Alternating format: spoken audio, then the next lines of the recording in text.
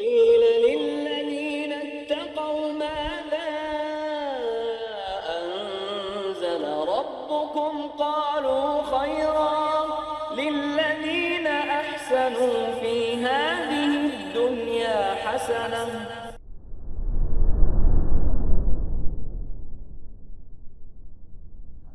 Assalamualaikum warahmatullahi wabarakatuh.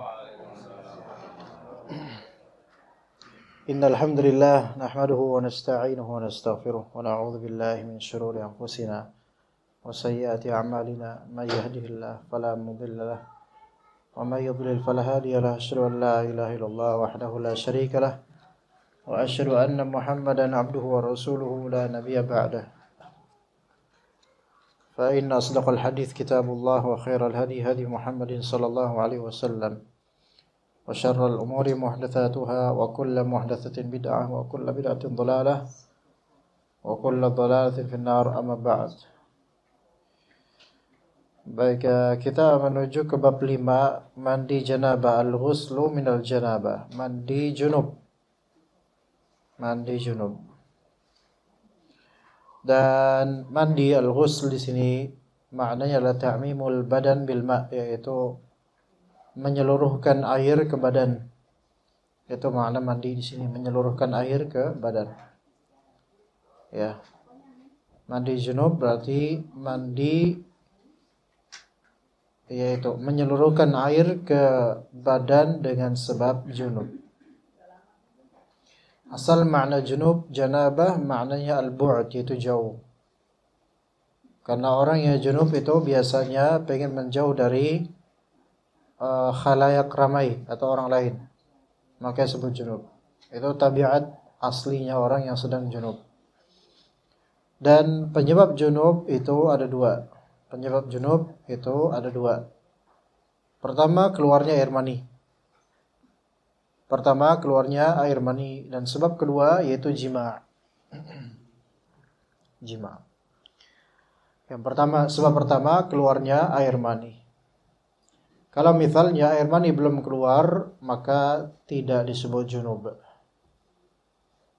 Misalnya mimpi melakukan sesuatu dan merasakan apa yang dimimpikan di mimpinya, pas bangun-bangun tidak mendapatkan air mani di kemaluannya, maka ini belum disebut junub. Ya, sebagaimana kata Nabi SAW, innamal ma'u minal ma', sesungguhnya air untuk mandi junub itu disebabkan keluarnya air mani. Itu yang pertama. Yang kedua, sebab kedua disebut junub yaitu jima'. Jima'. Dan maksud dari jima' di sini yaitu wata'. Wata' itu adalah masuknya minimal kepala zakar laki-laki ke kemaluan perempuan, maka itu disebut jima' di sini. Maka jika batas minimal tersebut telah terlakukan, maka statusnya junub. Oke. Jika batas minimal tersebut dalam jima' terlakukan, maka terhitung junub walaupun belum keluar mani atau terputus jima'nya setelah itu. Mungkin ketika melakukannya tiba-tiba datang tamu atau datang paket JNE. Ya boleh juga JNT, boleh wahana, boleh secepat Line Express, apapun itu. Maka terputus jima'nya, maka ini karena sudah terlaksanakan minimal masuknya kepala zakar ke kemaluan perempuan, maka itu masuk dalam kategori junub. Walaupun belum keluar air mani. Oke? Itu dua sebab. Ya, jadi sebab pertama junub, statusnya junub pertama karena keluarnya air mani. Taib. Yang kedua yaitu karena melakukan jima' dengan batas minimal masuknya kepala zakar ke kemaluan perempuan walaupun tidak keluar air mani sama sekali. Maka itu sudah tergolong jima'.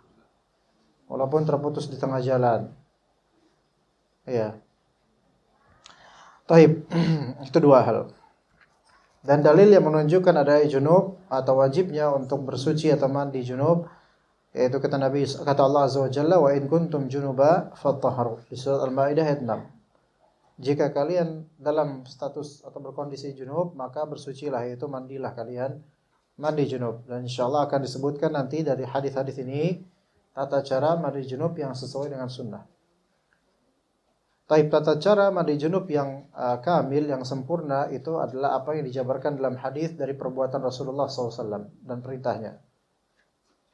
Yang kedua, tata cara yang sah namun tidak sempurna itu juga ada, yaitu yang terpenting adalah niatan dan menyeluruhkan air ke seluruh anggota tubuh tanpa kecuali. Ya. Jadi tata cara mandi junub yang pertama yang sempurna, yaitu yang sesuai dengan sunnah Nabi sallallahu alaihi wasallam. Ya, niatan mandi junub dan tata cara sesuai bagaimana tata cara Nabi sallallahu alaihi wasallam. Itu yang pertama. Yang kedua, tata cara yang tidak sempurna namun sah. Tidak sempurna namun sah. Yaitu niat dan menyeluruhkan air ke seluruh anggota tubuh. Jadi cukup dua, niat dan menyeluruhkan air ke seluruh anggota tubuh. Misal dia niatan mandi junub dan langsung menyeburkan diri ke sungai misalnya. Dan keluar dalam keadaan seluruh dari tubuhnya itu telah terliputi dengan air. Oke? Ibu-ibu paham, Bu? Bapak paham ya, Pak ya? Kalau nggak paham, Masya Allah. Ya begitu. Harus ada niatan mandi junub. Nggak boleh nggak ada niatan. Kalau nggak ada niatan, hanya niatan mandi biasa, maka belum sah menjadi mandi junub. Jadi syarat sah mandi junub itu yang pertama niatan untuk junub atau menghilangkan hadas besar. Ya itu niatannya itu. Kemudian yang kedua, media yang dipakai harus air yang suci menyucikan. Media yang dipakai harus air suci dan menyucikan. Kalau dia pakai air suci saja namun tidak mencucikan, maka itu tidak sah. Jadi syarat sah mandi junub yang pertama adalah apa? Niatan untuk junub atau menghilangkan hadas besar.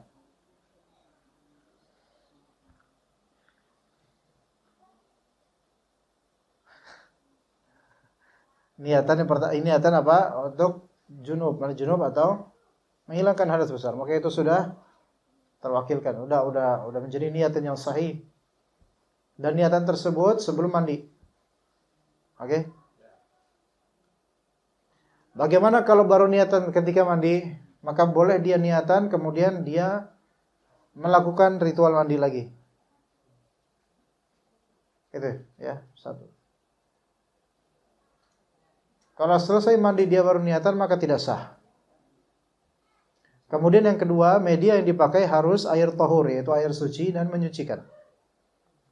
Suci secara zat dan bisa menyucikan dari hadas. Yaitu air yang masih dalam keaslian tabiatnya sebagai air dan bisa disebut sebagai air begitu saja. Air mutlak.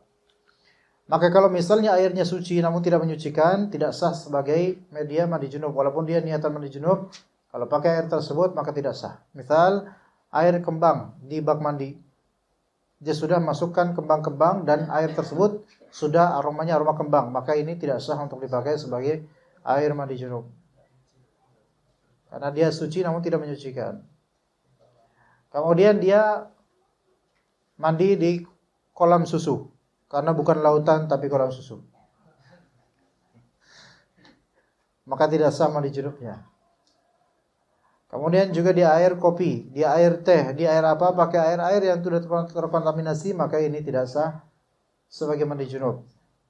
Dan juga mandi haid, mandi nifas sama hukumnya gitu. Ya. Ya, begitu. Itu syarat sahnya. Jadi niatan dan media. Ya, niatan dan media. Kemudian dilanjutkan dengan sunnahnya, yaitu sesuai sunnah Nabi SAW. Tata cara nanti akan kita sebutkan di hadisnya. Baik, kita menuju ke hadis yang pertama di bab ini. Hadis 31. An Abi Hurairah radhiyallahu anhu anna an-nabiy sallallahu alaihi wasallam laqiyahu fi ba'di turuqil Madinah wa huwa junub. Abu Hurairah radhiyallahu anhu menuturkan bahwa Nabi SAW bertemu dengannya di salah satu jalan di kota Madinah. Dalam keadaan apa? Dalam keadaan Abu Hurairah itu lagi junub. Maka berkata Abu Hurairah, fan khanastu minhu fa dhahabtu fa ightasaltu thumma ji'tu. Maka aku, yaitu Abu Hurairah, menghindar dari Rasulullah SAW dan pergi untuk mandi. Aku lantas kemudian menemui beliau setelah selesai mandi. Maka kata Nabi SAW, Aina kunta ya Abu Hurairah? Di manakah kamu tadi wahai Abu Hurairah? Maka Abu Hurairah radhiyallahu anhu menjawab, kuntu junuba. Fakarihtu an ujalisaka wa ana ala ghairi taharah. Ya Rasulullah, tadi itu saya sebenarnya lagi statusnya junub. Sehingga saya tuh enggak suka duduk-duduk dengan engkau dalam keadaan tidak suci.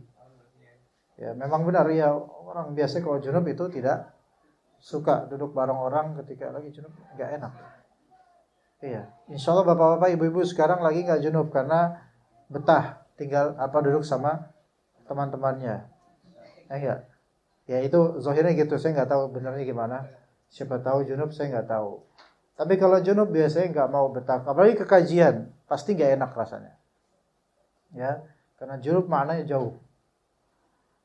Nah, apalagi ini dengan Rasulullah SAW, maka lebih tidak nyaman lagi. Maka kata Nabi SAW, Subhanallah, Maha Suci Allah, Innal muslima la yanjus, atau innal mu'mina la yanjus. Sesungguhnya seorang muslim atau mukmin tidak najis. Tidak najis. Apa bisa kita dapatkan dari hadis ini, dari faedah?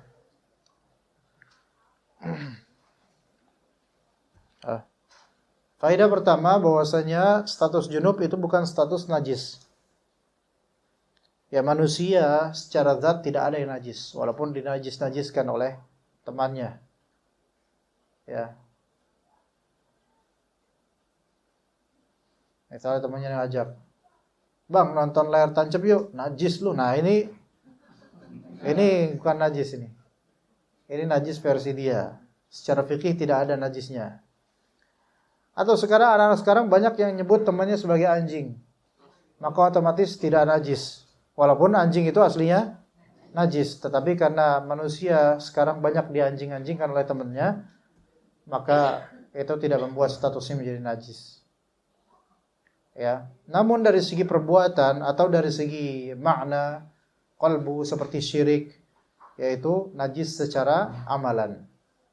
Minum khamar najis secara amalan. Ya. Adapun perkataan Allah Azza wa Jalla, innamal musyrikuuna najas. Sesungguhnya orang-orang musyrik itu najis bukan dari segi zat badan, tetapi najis dari segi kesyirikan yang ada pada diri mereka dan perbuatan mereka. Juga innamal khamru wal maisir wal ansab wal azlamu rijsum min amali syaitan. Maka perbuatan khamar, judi dan semisal ini semua najis dari segi amalan, bukan dari segi zat. Karena barang judi itu tidak najis secara zat. Kalau seseorang judi dengan kartu domino, bukan berarti kartu domino yang najis, tapi perbuatannya itu yang najis, kotor. Ya. Taib. Kemudian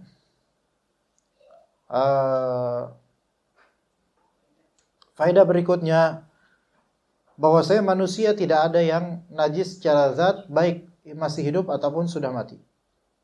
Manusia tidak ada yang najis secara zat, baik masih hidup atau sudah mati. Ya, secara zat badannya tidak ada yang najis. Ya.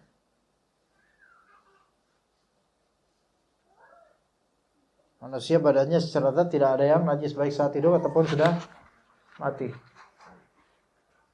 Adapun pembatal wudu berupa masud zakar atau memegang kemaluan, maka di sini bukan berarti zakar itu najis. Bukan berarti zat zakar itu mesti najis atau vagina itu najis, bukan di situnya, tetapi pertama ada posibilitas boleh jadi ada cairan najis yang masih menempel di situ, itu kemungkinan.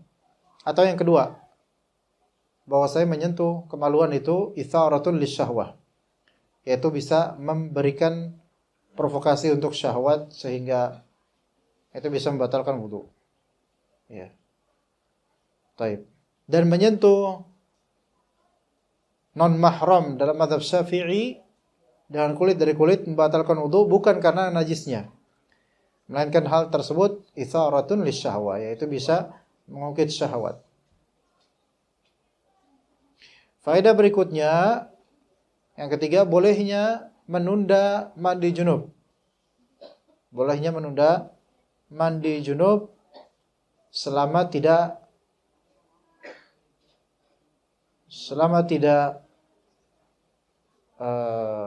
keluar dari kewajiban. Selama tidak keluar dari kewajiban. Apa maksudnya?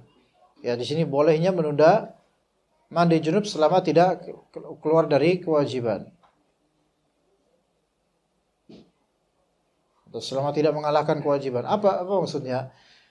Ketika dia masih berluang untuk bisa sholat, ya, pada waktunya, maka dia boleh mengakhirkan mandi junub. Ya, menunda gitu. Misalnya seorang laki-laki melakukan hubungan seksual dengan istrinya dan sampai junub, kemudian malas mandi sebelum tidur, nanti besok pagi adalah, maka itu boleh. Ya, boleh. Ya, nanti pas waktu sholat subuh dia mandi. Tapi kalau misalnya udah menjelang berakhir waktu sholat subuh, atau menjelang menuju iqamah, maka laki-laki ini wajib mandi karena dia harus sholat berjamaah di masjid. Ya, jangan keluar dari kewajiban gara-gara belum mandi junub. Gitu ya. Kemudian di antara faedahnya adalah layaknya mengagungkan orang yang memiliki keutamaan dan ilmu. Layaknya mengagungkan orang yang memiliki keutamaan dan ilmu. Kita layak untuk mengagungkan orang-orang seperti ini, memiliki keutamaan dari segi akhlak, keutamaan mungkin dari segi nasab boleh, terutama nasabnya berkaitan dengan nasab Ahlul Bait misalnya, kalau memang benar, ya. Dan juga misal orang ini terpelajar misal karena ilmunya, ya. Apalagi ilmunya ilmu syar'i, maka boleh kita agungkan sesuai kadarnya gitu loh, enggak berlebihan. Begitu. Taib. Kemudian lafal subhanallah yang dikatakan oleh Rasulullah SAW ketika Abu Hurairah mengatakan, ya Rasulullah inni kuntu junuba. Ya Rasulullah, saya tadi junub, maka saya tidak pengen fakaritu an ujalisaka ala ghairi taharah wa ana ala ghairi taharah. Saya tidak suka duduk dekat engkau dalam keadaan tidak suci. Maka kata Rasulullah subhanallah. Maka lafal subhanallah ini beliau ucapkan dalam rangka takjub heran. Maka menunjukkan lafal subhanallah boleh diucapkan ketika kita takjub heran. Boleh. Ya, tidak masalah. Jadi mengucapkan subhanallah dalam beberapa konteks. Takjub boleh. Dalam keadaan mengingkari juga boleh. Iya.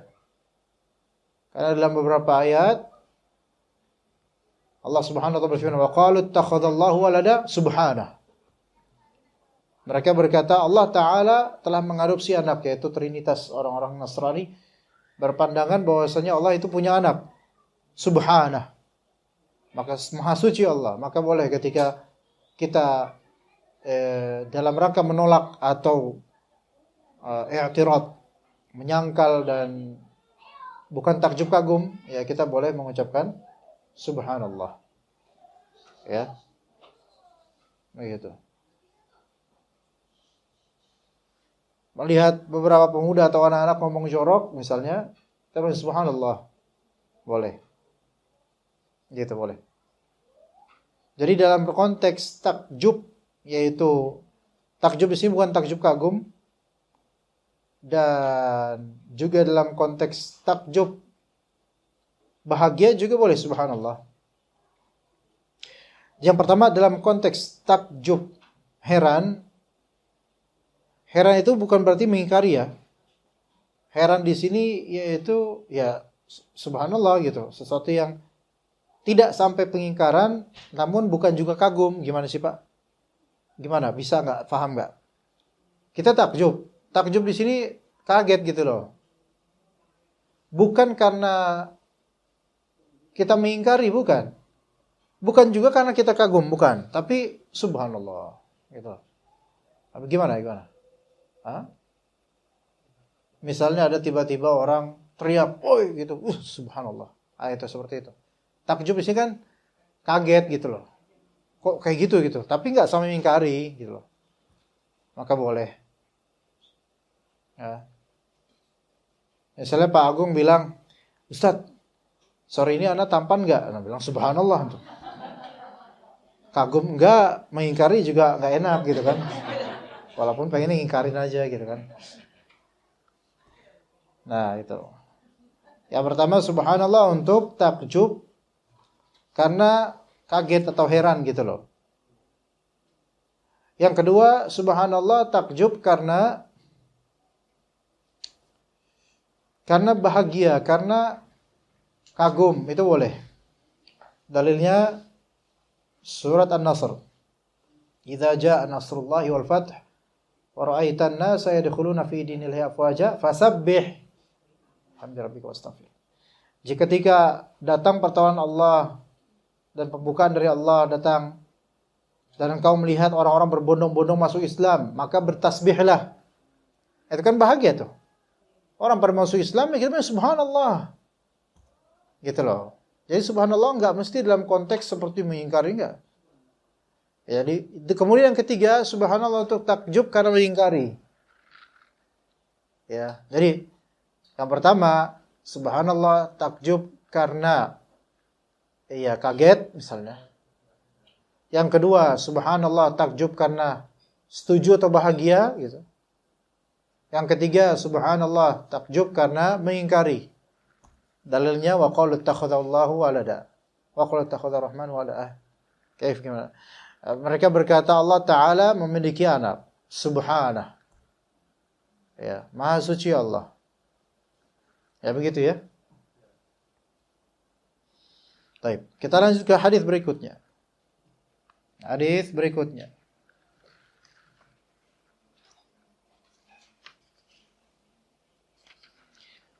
Ya, syukran. Baik. Di sini hadis berikutnya atau kita sudahi sampai sini atau gimana Pak, Bu? Ya. Ana Aisyah radhiyallahu anha, dari Aisyah radhiyallahu anha. Qalat, beliau bercerita. Kana Rasulullah sallallahu alaihi wasallam idza ightasala min al-janabati ghasala yadayhi thumma tawadda'a wudu'ahu lis-shalah. Thumma yaghtasil. Thumma yukhallilu bayna biyadayhi sya'rahu hatta idza dhanna annahu qad arwa basharatahu afadha al-ma'a 'alayhi 3 marrat thumma ghasala sa'ira jasadihi. Ya, ini tata cara mandi junub, namun nanti di hadis ke-33 ada yang lebih detail. Dari Aisyah radhiyallahu anha. Rasulullah ketika mau mandi junub, ghasala yadayhi, beliau membasuh kedua telapak tangannya terlebih dahulu. Itu first step. Yang paling pertama beliau lakukan, cuci dua tangan dulu. Ini baik setelah jima ataupun setelah bangun tidur ataupun yang penting dalam keadaan junub. Ya. Ini sunnahnya adalah cuci tangan dulu dua-duanya. Thumma tawadda'a wudu'ahu lis-shalah, kemudian beliau berwudu seperti wudu untuk salat. Berarti beliau dirinci di hadis 34. Ya. Baik ya sih, kayaknya kita baca juga deh itu 3334 ya. Ya, kita gabungin aja ya. Ya, 33 dulu. Wa kanat taqul, Aisyah berkata juga, kuntu aghtasilu ana wa Rasulullah sallallahu alaihi wasallam min ina'in wahid naqtarifu minhu jami'an. Aku pernah mandi bersama Rasulullah dalam satu wadah dan kami menciduk air dari bejana itu berbarengan. Ya, ini menunjukkan bolehnya mandi bareng. Dan sebagian fuqaha mengatakan bahwa ini termasuk sunnah. Mandi junub bareng termasuk sunnah. Ya. Dan di sini maksudnya mandi bareng bukan dalam satu kolam nyemplung dua-duanya, bukan. Tetapi dari satu kolam, dari satu wadah ngiduk air. Naghtarifu minhu jami'an, menciduk air dari bejana itu berbarengan. Ya. Jadi dari satu wadah. Ada gentong gitu atau ember gitu kan. Atau kolam, kalau sekarang bak mandi gitu. Ya, dari bak mandi yang sama berbarengan. Maka itu enggak masalah. Oke? Terus hadis berikutnya kita gabungkan an Maimunah binti Al-Harith. Hadis Maimunah, istri Nabi SAW, beliau berkata, wada'tu li Rasulullah SAW wudu al-janabah. Aku meletakkan air untuk Rasulullah untuk mandi junub. Nah, di sini ayo kita mulai. Jadi boleh menyediakan air untuk suami untuk mandi junub, itu melakukan bakti seorang istri kepada suami. Apalagi kalau suami minta misalnya, tolong sayang masakin buat saya apa? Air panas, bukan mie rebus, ya air panas. Ya, buat mandi junub karena nih kayaknya malam ini dingin, ya. Misalnya. Taib kemudian fa'akfa biyaminihi ala yasarihi marrataini aw thalatha. Maka beliau lantas menuangkan air dengan tangan kanannya pada tangan kirinya sebanyak 2 atau 3 kali. Apa maksud dari itu, jemaah? Cuci tangan 3 kali. Kalau di hadis Aisyah nomor 32, beliau membasuh kedua telapak tangannya, itu maksudnya. Tetapi hadis Aisyah kelihatannya cuma sekali membasuhnya, kelihatannya ya. Tapi hadis Maimunah merinci bisa sampai 3 kali mencuci tangannya. Oke? Dan di ketika itu tidak ada pancuran atau keran. Makanya menuangkan air dengan tangan kanannya pada tangan kirinya, dituangkan air sendiri gitu. Jadi diciduk pakai tangan. Kalau sekarang kan kita nggak perlu ke ember, kita ada keran langsung atau pakai shower langsung cuci tangan, bisa. Oke? Sampai sini paham ibu-ibu? Kemudian summa ghassala farjahu. Nah, ini rincian hadis Maimunah tidak seperti Aisyah yang lebih global. Kalau hadis Aisyah langsung wudu habis cuci tangan. Paham enggak? Hadis Aisyah itu Rasulullah itu cuci tangan terus langsung wudu. Tapi kalau misalnya hadis Maimunah gimana? Cuci tangan, kemudian setelah itu apa? Membasuh kemaluannya. Membersihkan kemaluannya. Oke? Nah, ghasala farjahu, ya, membasuh kemaluannya. Membasuh kemaluannya berapa kali? Di sini sebutuhnya. Karena kondisi beda-beda. Ya. Kalau misalnya kemaluannya itu ya begitulah, gitu kan. Gimana cara mendeskripsikannya? Ya, karena kan habis melakukan hubungan seksual kemudian kan mungkin begitu. Nah, di sini sebutuhnya aja, dia butuh sampai seberapa bersih kemaluannya dari madhi, mani dan seterusnya. Ya. Kemudian thumma daraba yadahu bil ardi awil ha'id marrataini aw thalatha. Setelah membersihkan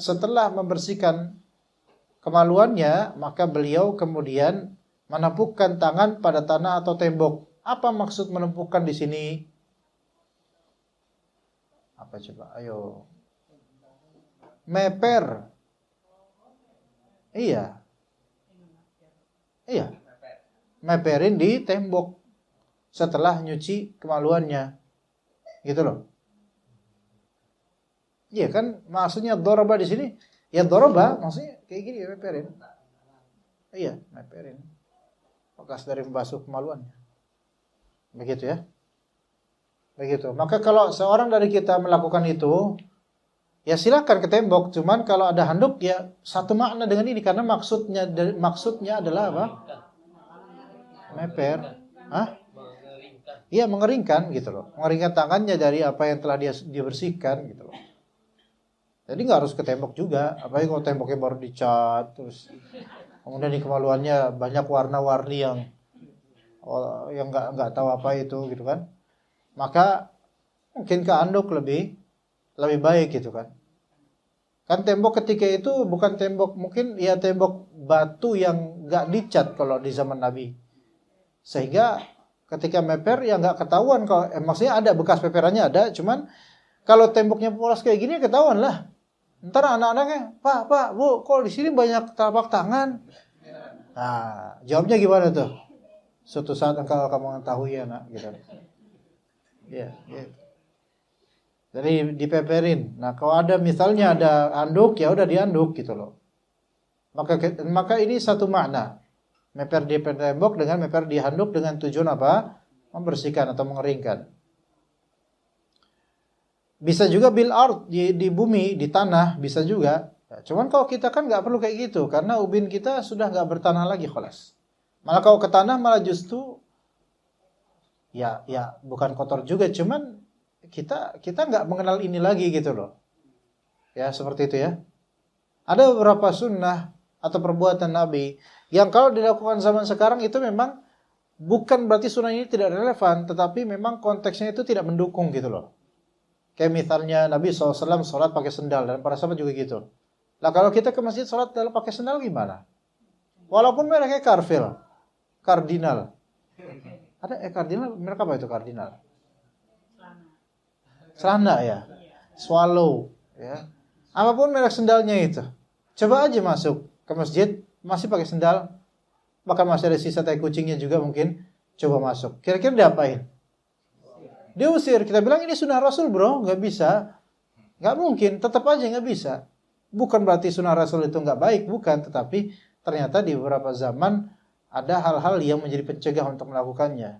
Nah kalau sekarang kita meper di tanah pas habis mencuci kemaluan, walaupun di lantai misalnya, maka secara tujuan itu nggak tercapai, bahkan kadang-kadang malah lebih cocoknya ke handuk. Gitu ya. Summa tamadmadha. Nah, ini mulai sekarang, kemudian mulai apa? Wudu. Sebagaimana hadis Aisyah, maka lantas beliau berwudu seperti wudu untuk salat. Wudu untuk salat jelas. Ya, dimulai dari tamadmadha, kumur-kumur. Wastansyaqa, istinsyak, yaitu menghirup air dengan hidung dan mengeluarkannya. Wa ghassala wajhahu wa dhira'aihi, yaitu membasuh wajah dan kedua lengannya, sama kayak wudu. Nah, tsumma afadha. Nah, namun kemudian di sini lihat di sini kalau dalam hadis Aisyah, beliau lantas mandi, lantas berwudu seperti wudu untuk salat. Setelah itu beliau lantas mandi. Nah, ini rincian di hadis Maimunah. Setelah membasuh tangan wudu, ya, karena wudu itu kemudian beliau ngapain? Mengguyurkan air di atas kepalanya. Jadi bukan mengusap kepala, tapi mengguyurkan langsung. Itu satu riwayat. Ya.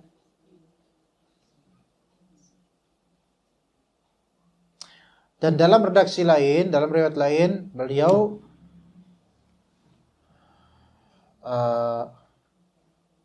mengguyurkan air di atas kepalanya, kemudian membasuh. Jadi rambutnya itu basahin dulu gitu loh. Ya, basah sampai basah, bukan diusap, bukan diusap biasa, dibasahin semuanya. Yang perempuan karena rambut panjang, maka sampai basah, sampai bagian kulit kepala ya sampai basah. Gitu. Beda dengan wudu ya. Lantas setelah membasahi rambutnya, beliau membasuh ghassala sa'ir jasadihi, membasuh anggota tubuh yang lainnya.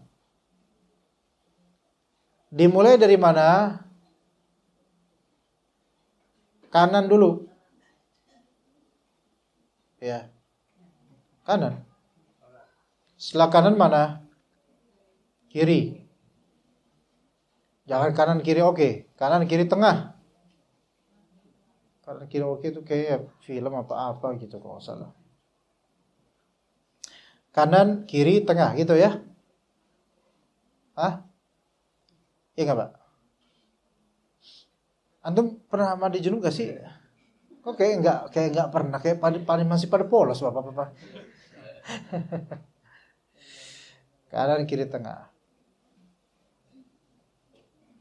Satu siraman sampai semuanya menyeluruh. Kemudian kiri satu siraman semuanya menyeluruh. Tengah semuanya menyeluruh gitu. Dulu irit. Kalau sekarang bisa tanpa cidukan, cukup di shower. Jadi setelah kumur-kumur, istinsak, membasuh wajah, membasuh kedua tangan, nyalain shower, kemudian mulailah arsir di bagian kanan. Kemudian bagian kiri, kemudian bagian tengah. Oke? Bisa praktek sekarang, mungkin Pak Agung mau praktekkan supaya lebih ganteng. Nah, kemudian lantas beliau seluruh anggota tubuhnya. Ya.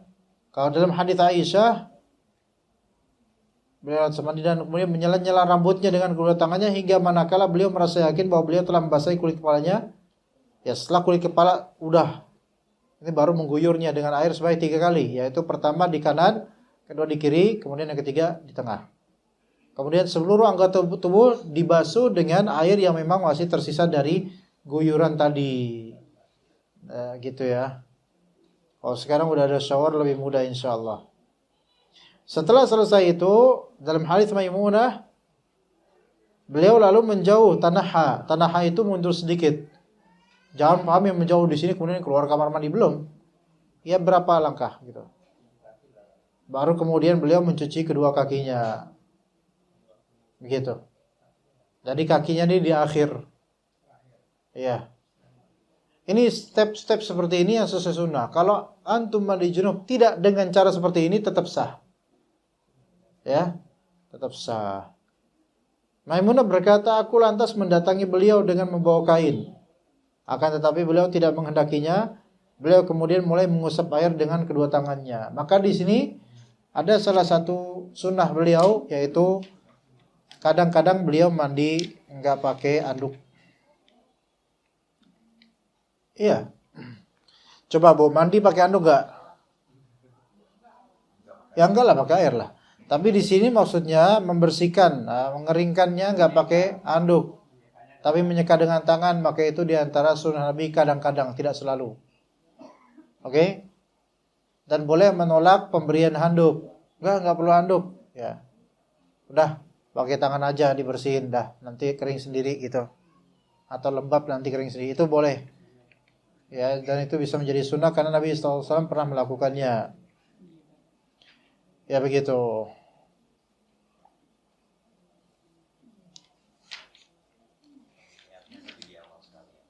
Di awal sebelum basuh tangan. Taib, kemudian hadis berikutnya umat sekalian.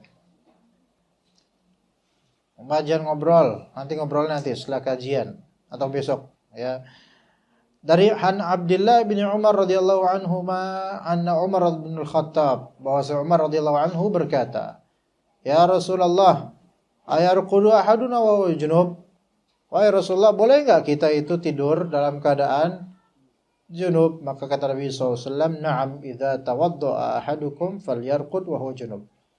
Boleh jika dia sudah berwudu, maka dia boleh tidur meskipun dalam keadaan junub. Ini sunnah. Kalau memang antum mager ya, enggak mau mandi sebelum tidur, mungkin karena kedinginan atau malas aja, maka boleh. Tapi sunnahnya adalah wudu dulu sebelumnya. Dan wudu ini bukan wudu sebagai penghilang junub, tapi wudu sunnah saja. Sehingga habis wudu jangan langsung sholat witir. Enggak bisa. Iya, enggak bisa. Enggak sah sholatnya karena dia masih dalam keadaan junub. Ya begitu. Tapi kalau dia enggak melakukan itu, maka dia tetap boleh tidur. Ya, cuman tidak mendapatkan sunnah gitu aja. Jadi ini bukan kewajiban. Ya, bukan kewajiban. Baik, hadis berikutnya an Ummi Salamah radhiyallahu anha, zaujin Nabi SAW, dari Ummu Salamah radhiyallahu anha, istri Nabi SAW. Beliau mengatakan, "Ja'at Ummu Sulaim imra'atu Abi Talhah." Datang Ummu Sulaim. Ummu Sulaim. Suaminya siapa? Abu Sulaim gitu. Oh, Abu Talha bukan Abu Sulaim. Jangan mentang-mentang Ummu Sulaim, suaminya Abu Sulaim. Karena Abu Talha, istrinya Ummu Talha gitu. Ya, disebut di sini Abu Talha, suaminya. Ummu Sulaim sudah beberapa kali nikah dia, radhiyallahu anha. Ini termasuk perempuan yang menjadi contoh bagi wanita muslimah. Imra'atu Abi Talha. Datang Ummu Sulaim ke Rasulullah SAW, bertanya, "Ya Rasulullah, inna Allah la yastahi minal haqq." Wahai Rasulullah, Sesungguhnya Allah Ta'ala tidak malu untuk menjelaskan kebenaran. Fahal 'alal mar'ati min ghuslin idza hiya ihtalamat? Apakah seorang wanita itu diwajibkan mandi jika dia mimpi basah? Maka jawab Rasulullah SAW, na'am idza hiya ra'atil ma'. Ya, jika dia melihat air di pakaiannya. Maksudnya air di sini air apa? Mani. Air mani bukan madhi. Kalau lihat air madhi doang enggak junub ya. Karena madhi itu walaupun najis dia tidak junub, tapi membatalkan wudu dan dia harus wudu. Kalau melihat air mani dan semua dari kita tahu bagaimana karakternya, maka wajib mandi. Tidak sah sholatnya tanpa bersuci darinya, dari junub itu. Ya, jadi ini menunjukkan bahwa saya perempuan itu juga bisa mimpi basah. Dan semua mimpi basah itu dari syaitan, bukan dari Allah, bukan dari kebaikan. Nah, kalau dia melihat di celana dalamnya ada air mani, maka itu menunjukkan dia junub dan wajib untuk mandi. Begitu, Allahu a'lam. Sama seperti laki-laki juga.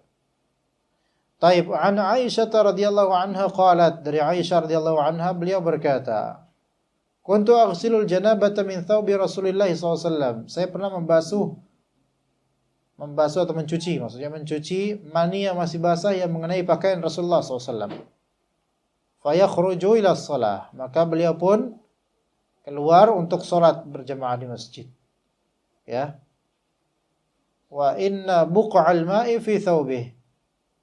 Dan basahan air bekas mani tadi, yaitu basahan bekas pencucian air mani tadi, masih tampak pada pakaiannya. Wa fi lafzi Muslim, dalam riwayat Muslim, laqad kuntu afrukuhu min thawbi Rasulillah SAW farkan fayusalli fihi. Aku mengerik mani yang sudah kering dari pakaian Rasulullah, lantas beliau pakai untuk salat. Sepertinya ini dua hal yang seolah-olah berbeda. Yang satu dengan lafal aghsilu, yang kedua dengan lafal afruku. Aghsilu itu dengan air, yaitu membasuh dengan air. Membasuh mani dengan air ini lebih enak, lebih mudah. Baik maninya sudah kering atau masih lembab atau basah. Maka membasuhnya dengan air itu lebih mempermudah menghilangkannya. Namun konteks kedua dengan lafal afruku, yaitu mengerik air mani, ini menunjukkan air maninya sudah kering di pakaian Rasulullah SAW. Kalau yang pertama jelas, menghilangkan air mani dengan air itu jelas. Yang kedua, menghilangkan air mani dengan mengerik. Ini ada faedah, menunjukkan bahwasanya pertama, air mani itu tidak najis. Air mani tidak najis. Oke. Ya. Air mani itu tidak najis.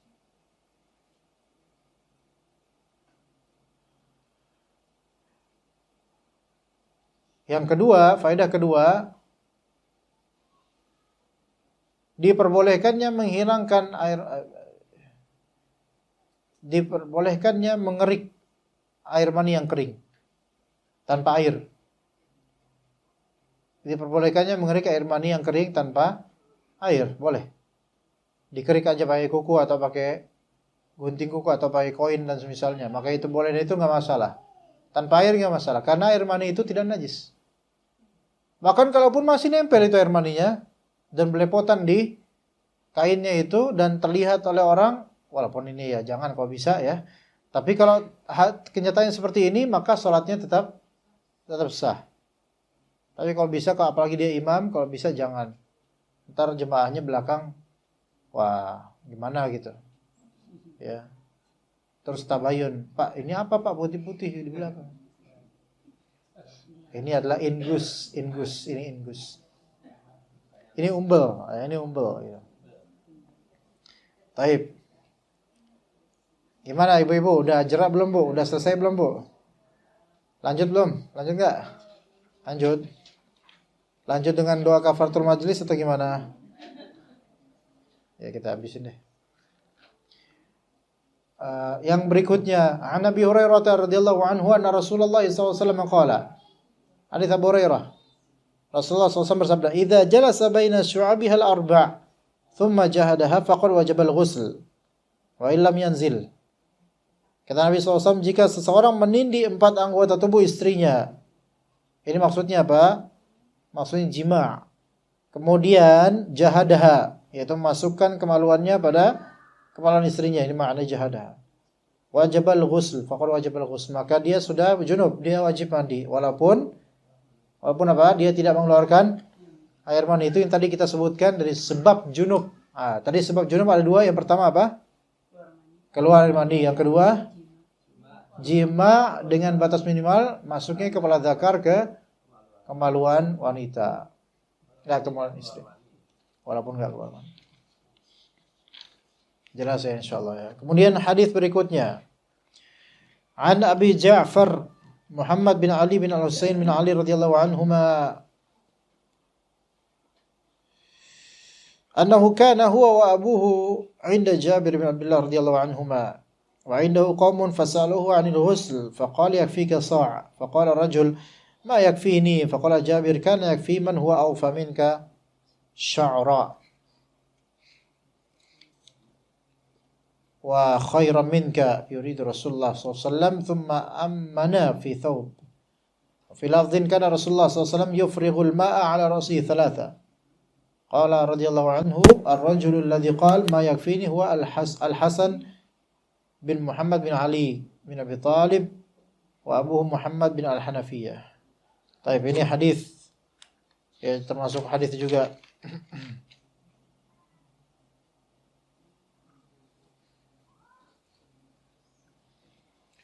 Baik, di sini katakan Abu Ja'far berada di dekat Jabir bin Abdullah, sahabat Nabi.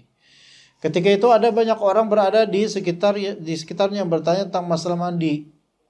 Mandi itu seberapa ya airnya kadarnya? Maka kata Jabir, untuk mandi junub engkau cukup dengan menggunakan 1 sa' air. 1 sa' itu seberapa? 4 kali ginian, apa namanya? 4 cakupan tangan, 4 mud gitu. Oke, seberapa sekarang berarti misalnya? Mungkin segayung ya.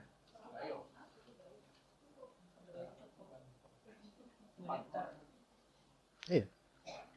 Coba 1 sa' itu berapa mili? Berapa liter? 1 sa'. Sa' bukan sa' bahasa Indonesia ya. Kalau sa' bahasa Indonesia itu songong. 1 sa' 2,5 kilo. 4 mud. Liter berapa?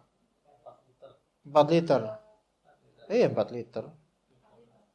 Ya, 4 liter 2 gayung lah berapa ya? Iya.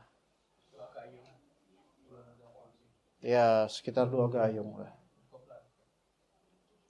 Cukup insyaallah. Perempuan rambutnya panjang. Iya. Nah, kemudian kata salaf tadi, ma yakfi ini.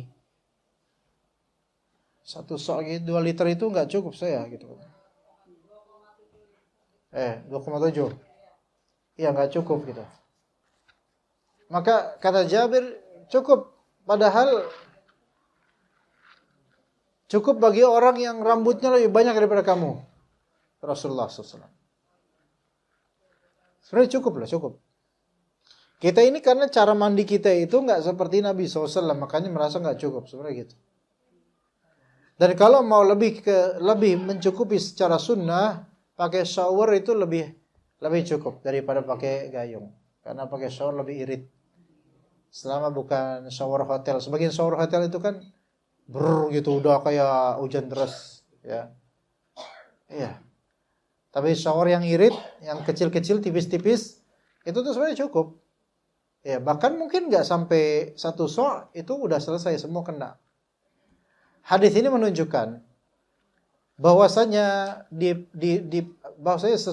dianjurkan dalk itu yaitu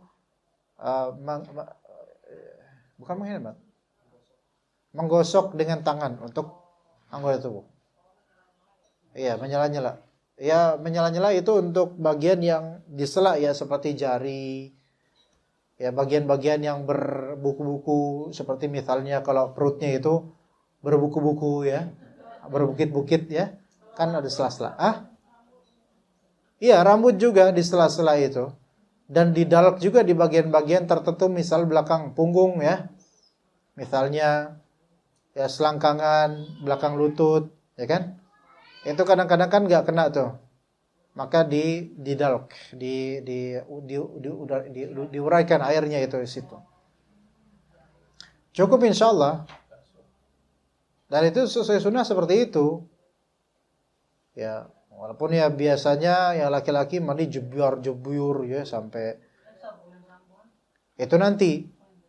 Kan nggak langsung sabunan langsung, Pak. Masa baru mandi belum masih kering sabunan dulu. Kan kena air dulu.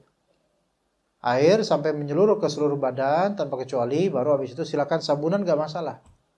Tapi kalau dari awal sabunan atau pakai air sabun, maka ini bocil namanya. Ini nggak mandi, bukan mandi junub. Ya Pak ya. Ember, kalau di sabun berbusa, kemudian pakai sedotan, ada buletannya. Ini bukan antum. Anak kecil ini ya. Ini putra ini. Ibnun ya. Ya seperti itu. Kalau pakai air sabun nggak sah. Kecuali kalau di tengah-tengah. Setelah semuanya udah menyeluruh, dia fadhol pakai air sabun pakai air air kembang gitu kan. Ya. Kembang 7 rupa itu terserah boleh. Gitu, nggak apa-apa. Ya. Oke, insyaallah di sini jelas ya. Rasulullah SAW mengguyur kepala 3 kali. Ala kulli hal, zaman sekarang itu apa-apa lebih dipermudah sehingga ada shower seperti itu, insyaallah semakna dengan mandi junub yang sahih insyaallah. Ya. Baik, kita cukup untuk materi sampai sini. Jika ada yang bertanya, tanyakan diri sendiri, introspeksi diri. Ada pertanyaan enggak? Ustaz, ada. Ayo, Fadhil. Silakan. Assalamualaikum Ustaz. Waalaikumsalam. Bagaimana hukum membuat nisan dengan tujuan sebagai Tidak boleh membuat nisan, itu tidak perlu. Mau tujuan apa enggak, jangan. walaupun ada penanda nama dan aturan dari pemerintah gitu Ustaz. Kalau memang pemerintah di sini mengharuskan, maka khulas lakukan. Cuma dilakukan karena menghindari madarat pelanggaran saja, bukan karena memang dari awal pengen bikin seperti itu. Gitu. Kalau memang pemerintah daerah mengharuskan menertibkan kuburan-kuburan, ya udah lakukan. Tapi tanpa ada niatan untuk ingin melakukan hal ini, karena Allah Maha tahu niatnya gitu loh. Cuma karena menghindari madarat, takutnya nanti kalau misalnya nggak dilakukan seperti ini, nanti ada kezaliman misalnya, bakal dianggap kuburan ini nggak ada orangnya, atau ditimbun sama orang lain misalnya. Maka iya boleh. Boleh di sini bukan boleh secara zat ya. Boleh karena mencegah keburukan yang lebih besar. Kalau gundukan tanahnya gimana Ustaz? Apakah boleh di Gundukan tanahnya kalau? Ya maksudnya setinggi apa dibolehkan membuat Sehasta gundukan? atau sejengkal aja, nggak usah lebih dari itu. Iya. Jangan dibatuin, jangan dimarmerin, jangan dihias apa nggak usah. Jangan dikembangin, jangan. Dibersihkan boleh. Dibersihkan dari rumput-rumput nggak masalah, boleh. Iya. Ditanamin rumput nggak boleh juga Ustaz? Kalau ditanamin rumput di sini ada maksud, ya, yaitu kalau ada maksud untuk meringankan beban mayit, maka nggak boleh, karena itu tidak ada syariatnya. Tapi kalau misalnya dimaksudkan dan kalau misalnya dimaksudkan hanya untuk perhiasan juga nggak boleh, karena kuburan bukan perhiasan. Kalau dimaksudkan hanya untuk ditanamin saja seperti umumnya tanah, maka nggak apa-apa. Tapi sebaiknya tidak perlu hal seperti itu. Biarkan kuburan apa adanya, itu lebih afdal. Kalau misalnya tumbuh rumput-rumput alami, itu nggak masalah. Tapi sengaja ditumbuhin tanpa ada niatan, lebih afdal meninggalkannya. Karena dikhawatirkan menyerupai orang-orang yang menghiasi kuburan. Begitu. Gak ada manfaatnya, hal seperti ini gak ada manfaat, benar, gak ada manfaatnya. Manfaatnya cuma duniawi doang. Yaitu dianggap kuburan itu ada, dihormatin sama orang, gitu gak manfaat buat mayit, gak ada manfaat. Ya. Ya manfaat doa dan amal soleh mayitnya itu, insya Allah. Ya. Nah, Ustaz, jazakallahu khairan. Wahai. Pertanyaan selanjutnya, Assalamualaikum Ustaz. Waalaikumsalam. Apakah ada perbedaan mandi janabah saat junub atau mandi setelah haid atau nifas pada wanita? Jazakallahu khairan. Allah Ta'ala ada perbedaan dari sisi apa? Dari sisi niatan itu ya. Kalau mandi junub niatannya, mandi haid niatannya, mandi nifas. Tapi kesamaan niatan bisa, yaitu mensucikan dari hadas besar, itu bisa. Itu satu. Adapun dari segi gerakan atau tata cara, maka bisa disamakan. Orang yang mandi haid itu juga diperintahkan membersihkan kemaluannya sebelum dia wudu. Begitu juga dengan mandi nifas.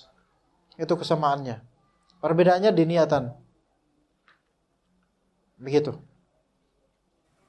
Allah. Nah, Ustaz, jazakallahu khairan.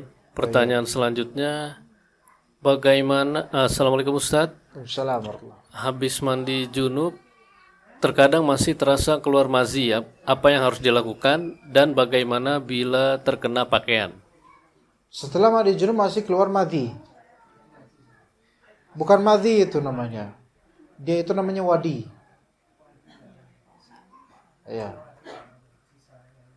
Wadi itu ada dua macam. Yang pertama, wadi keluar karena habis ngangkat beban berat atau keletihan.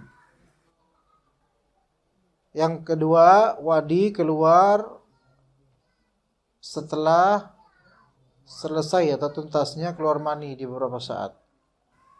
Maka wadi itu najis, dia membatalkan wudu, sehingga wajib wudu setelah keluar itu.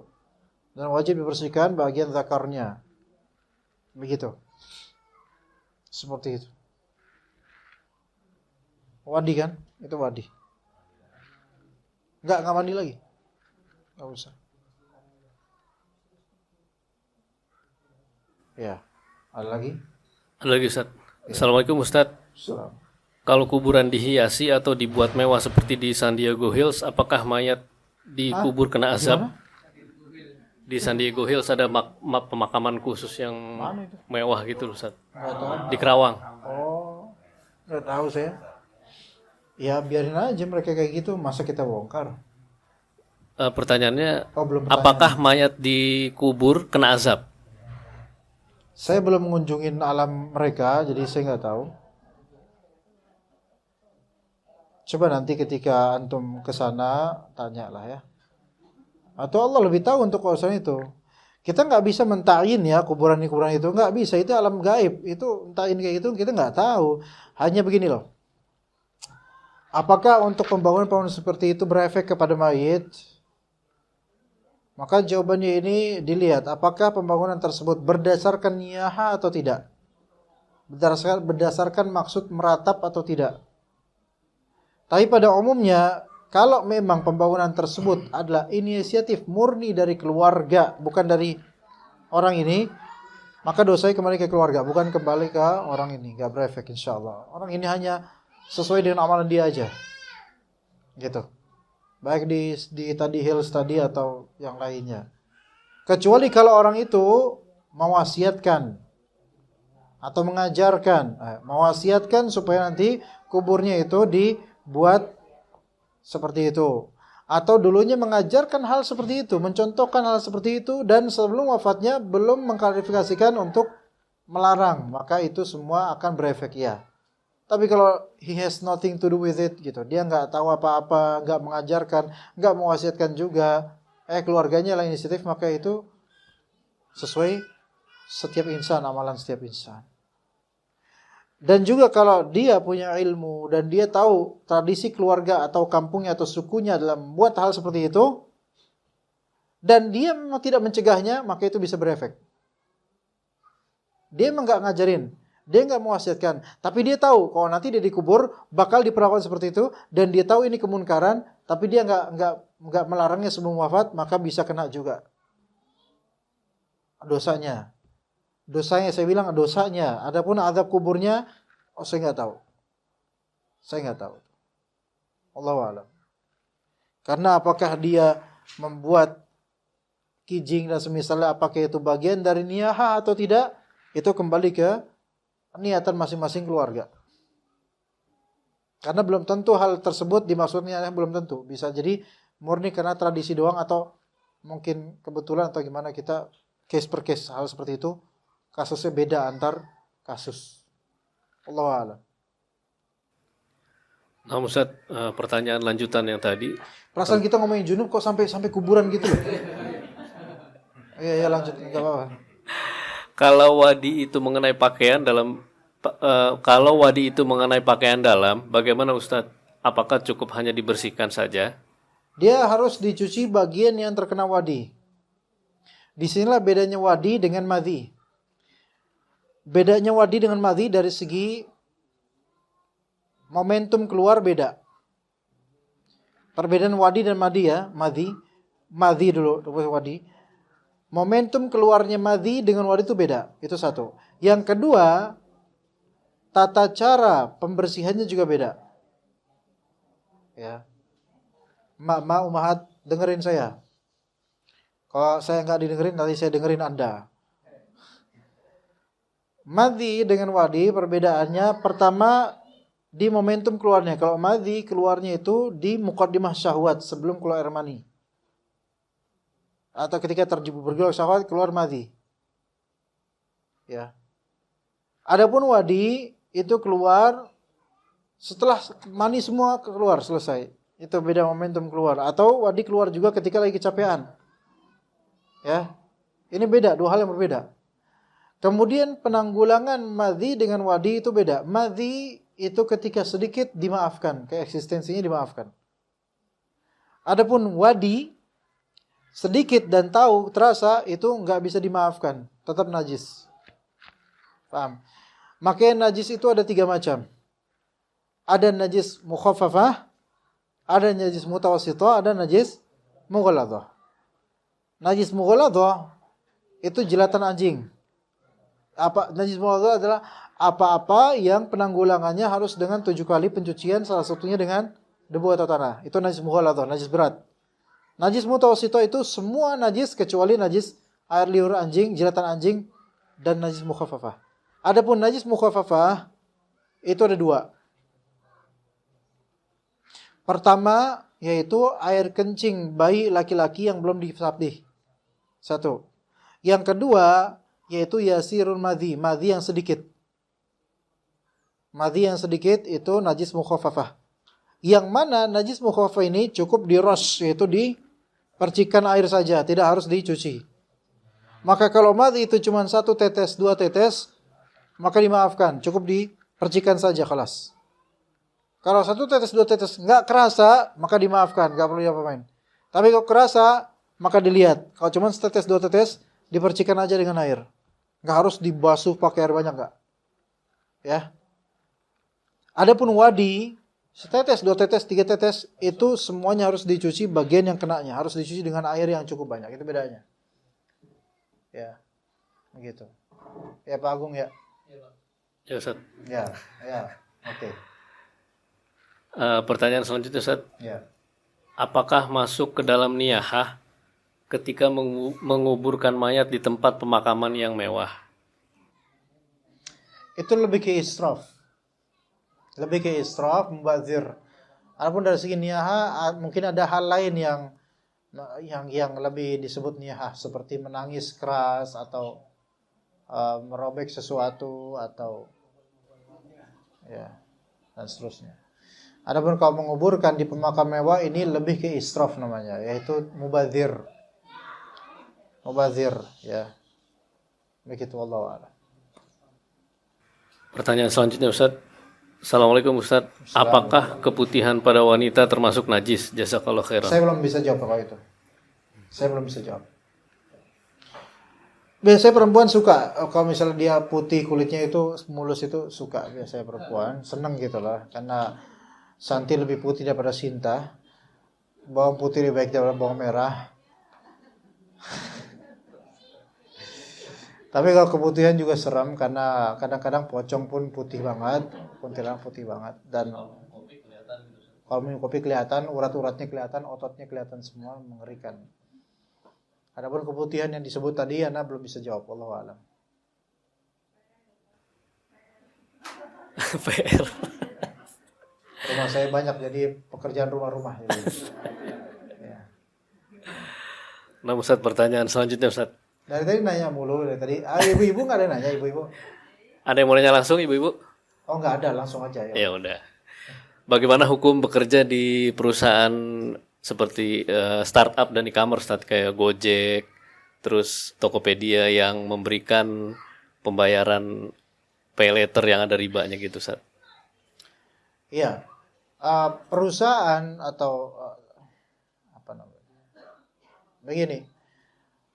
Setiap bisnis perusahaan itu kan memiliki fitur yang beragam gitu loh. Kalau fitur dominannya dan unggulannya itu adalah ribawi, maka dia semakna dengan bank berarti.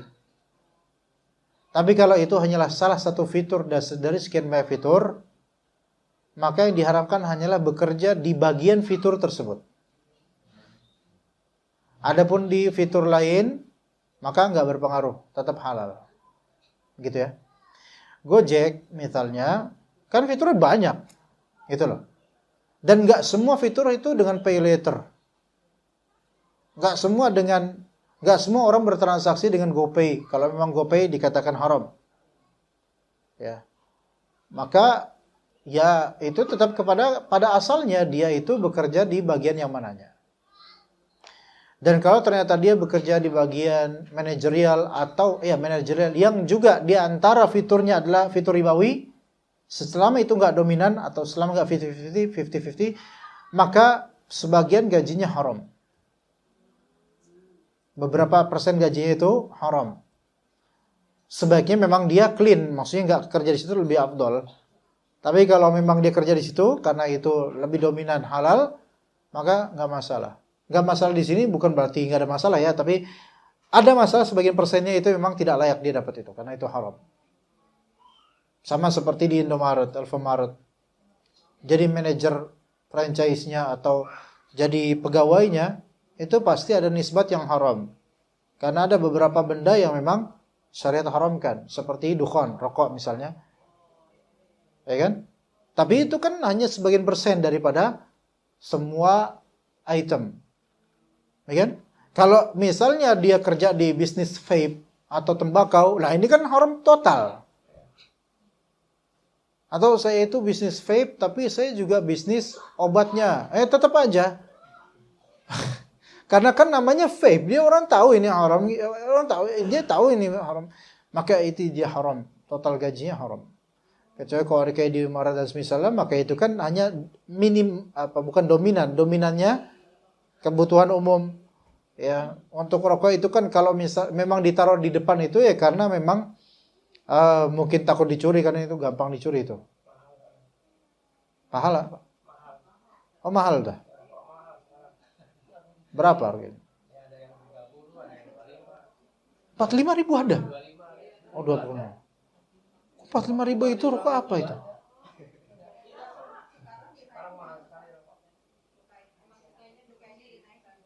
Oh gitu dah.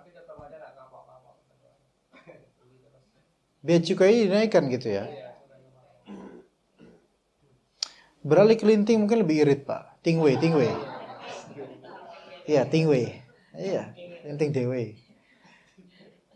Iya kan? Itu kan bisa biar papir sama tembakau doang kan ya? Itu iya. Iya, jadi mbah kakung gitu nanti. Nah, ya seperti itulah tadi itu seperti itu jawabannya.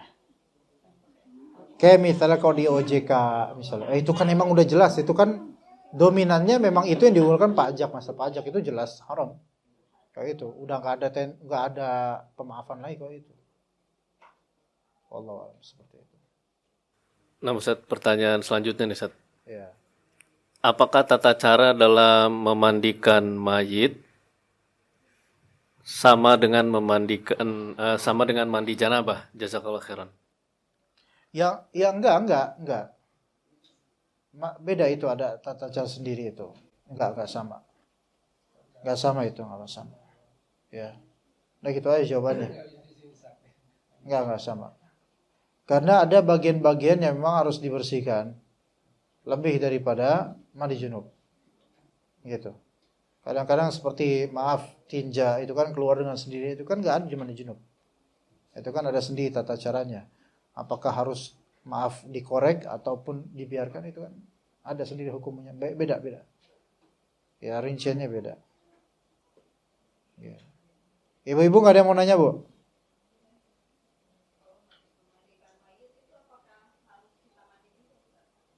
Dianjurkan yang memandikan mayit mandi. Ya. Dianjurkan. Hah? Lah sesudahnya lah. Masa pas lagi mandiin mayit mandi juga deh. Ente kadang-kadang ente.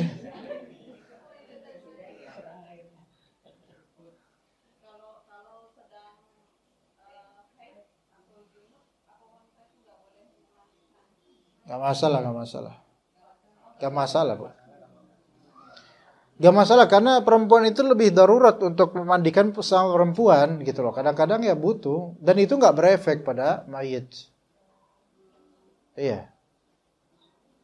Mandi setelah mandikan mayit itu bukan masalah junub atau tidak, itu bukan masalah junub, tapi masalah memang ada perintahnya gitu aja, udah selesai. Gak ada kaitannya dengan masalah suci atau tidak gitu loh. Begitu, wallahu a'lam. Oh iya. Ada lagi ibu-ibu? Atau dari warnet? Dari warnet udah selesai, Ustaz. Udah selesai. Berarti kita selesai sampai sini insyaallah. Terima kasih atas kehadiran semuanya. Barakallahu fikum jami'an.